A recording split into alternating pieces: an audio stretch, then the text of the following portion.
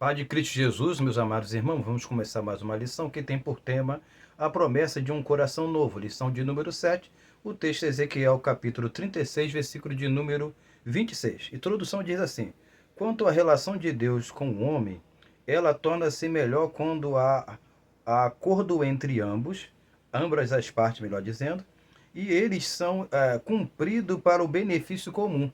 Então, esse acordo, esse pacto, essa aliança, ele vai trazer um benefício comum, tanto para aquele que, o sucerano, tanto o vassalo, tanto Deus e tanto o homem vai ser beneficiado. O homem beneficiado com a salvação, e Deus beneficiado porque o homem está cumprindo aquilo que ele está impondo sobre ele.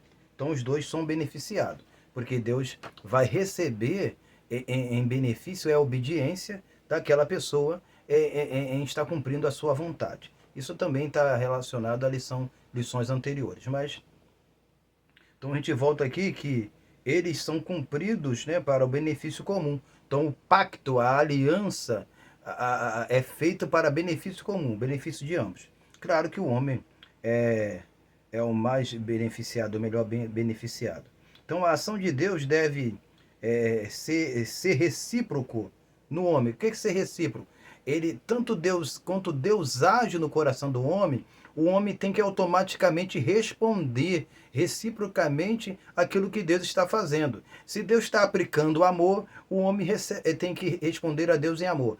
Se Deus está aplicando uma ação que necessita lhe devolver a Deus obediência, o homem tem que devolver a Deus obediência. Se Deus está aplicando aqui, que é o tema da lição, a promessa de um coração novo, o homem tem que trabalhar ou esforçar-se para ter um coração novo, ou pedir a Deus para que tire o coração de pedra e lhe dê um coração de carne.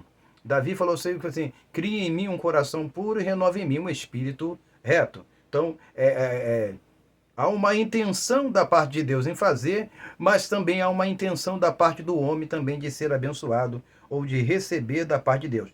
Por isso, a ação de Deus deve ser recíproca dentro do homem ou no homem. Deus adota as regras ativas e o homem assume responsabilidades passivas. Deus age e o homem passivamente obedece, ou passivamente recebe, ou passivamente absorve aquilo que Deus está fazendo ou realizando. Se ele não agir, o homem não agir passivamente, a obra de Deus não acontece. Então, um coração novo, um espírito reto, um espírito voluntário, nada disso vai acontecer, nada disso vai ser suscitado dentro dele. Então o homem tem que agir em obediência, ser submisso à vontade e o querer de Deus. Seguindo para o nosso primeiro ponto, e nós vamos trabalhar, como é de costume, com as palavras que aparecem no texto áureo e dentro daquele pressuposto básico que a gente tem usado, se precisar usar aquilo que está no tema da lição e assim por diante. Mas o texto áureo hoje não é muito válido e não vai nos servir muito para a base do nosso assunto. Vamos lá. Então nós vamos começar com a palavra darei, que está no versículo 26 do capítulo 36 de Ezequiel. Darei é colocar e estabelecer.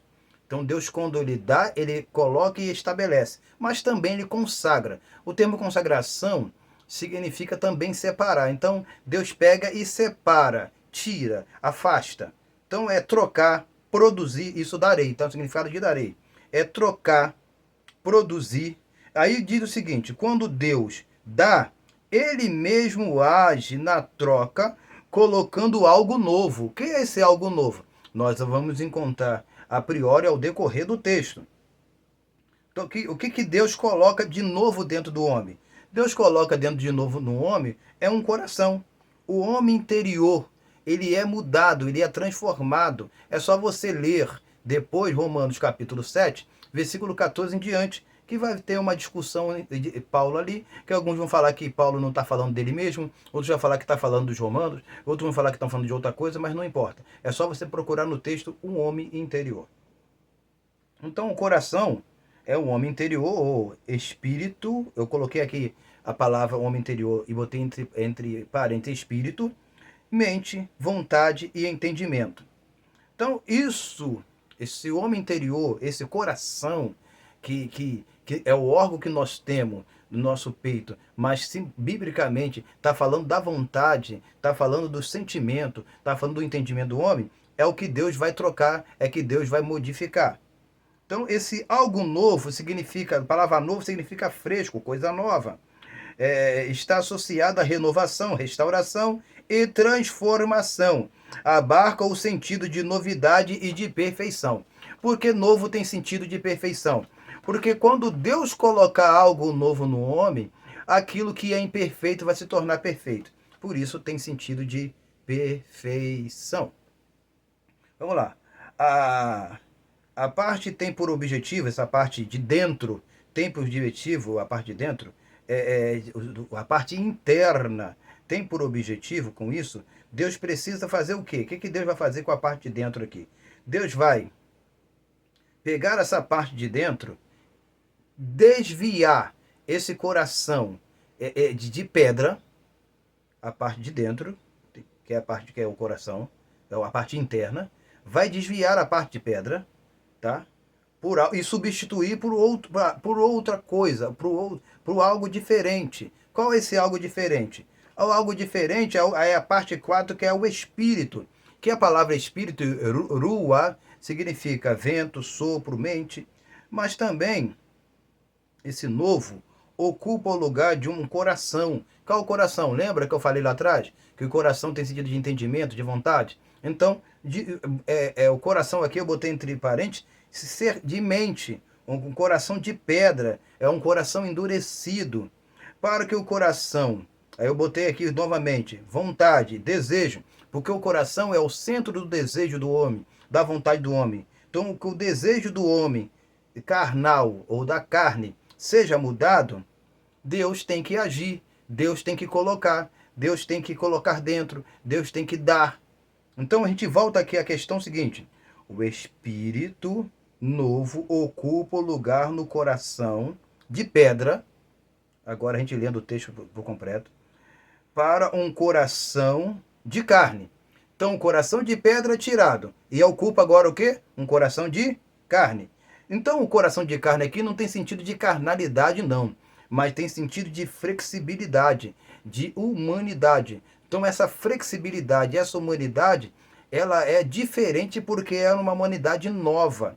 Ela tem um comportamento novo e diferente. Então eu coloquei aqui entre parênteses um coração de carne, humano, flexibilidade e vontade de Deus. Então esse carne aqui não é de carnalidade, mas de vontade de Deus, de obedecer a Deus, de estar dentro dos parâmetros e do querer de Deus.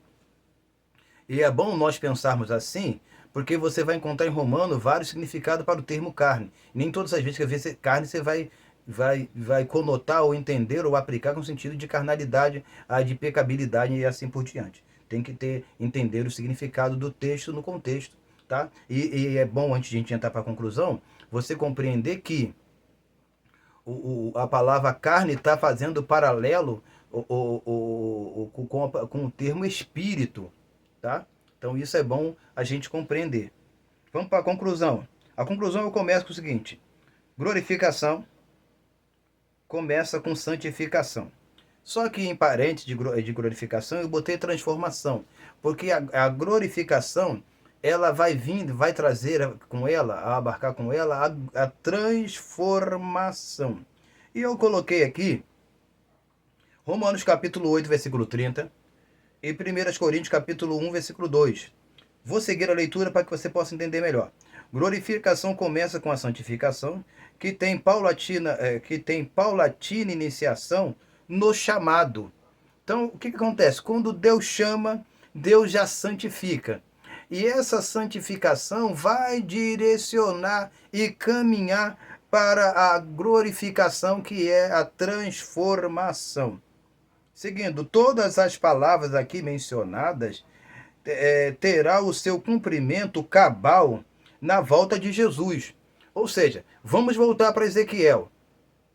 Um coração novo, um espírito novo, só vai acontecer na volta de Jesus. Agora, nós continuamos nesse corpo, nessa carnalidade, nessa fisicalidade. Mas quando Jesus voltar, vai haver uma transformação, uma mudança. Vai haver a plenitude do homem. O homem que agora é menino vai se tornar adulto. Aquilo que a gente tinha por parte vai ser completo. Então nós temos na volta de Jesus, nós temos 1 Coríntios, capítulo de número 15, versículos 53 e 54, que vai dizer que aquilo que é corruptível deixar a incorruptibilidade e aquilo que é mortal vestir da imortalidade. Tá? Enquanto isso, seguimos para o alvo. Eu deixei aqui para nós terminarmos e encerrarmos a nossa conversa. Filipenses capítulo 3, versículo 12 a 14. Qual é o nosso alvo? Mantermos as nossas vidas com sinceridade e humildade diante de Deus. Porque se queremos que o nosso coração, que as nossas vidas alcance tudo aquilo que Deus tem nos prometido, a gente tem que seguir para o alvo. Em 1 João capítulo 3, versículo de número 2 vai dizer o seguinte, que, amados, agora não somos filhos de Deus, mas ainda não é manifestado o que havemos de ser. Mas sabemos que quando ele se manifestar, seremos semelhantes a ele, porque assim como é o veremos. A palavra que eu quero adotar aqui, amados, agora somos filhos de Deus e ainda não é manifestado o que havemos de ser. Mas sabemos que quando ele se manifestar, seremos semelhantes a ele. É essa a questão do coração novo. Ser semelhante a Jesus, porque assim como é, o veremos. Que Deus possa nos abençoar, que tenhamos uma excelente aula de escola dominical e que Deus nos abençoe em nome de Jesus. Amém e amém.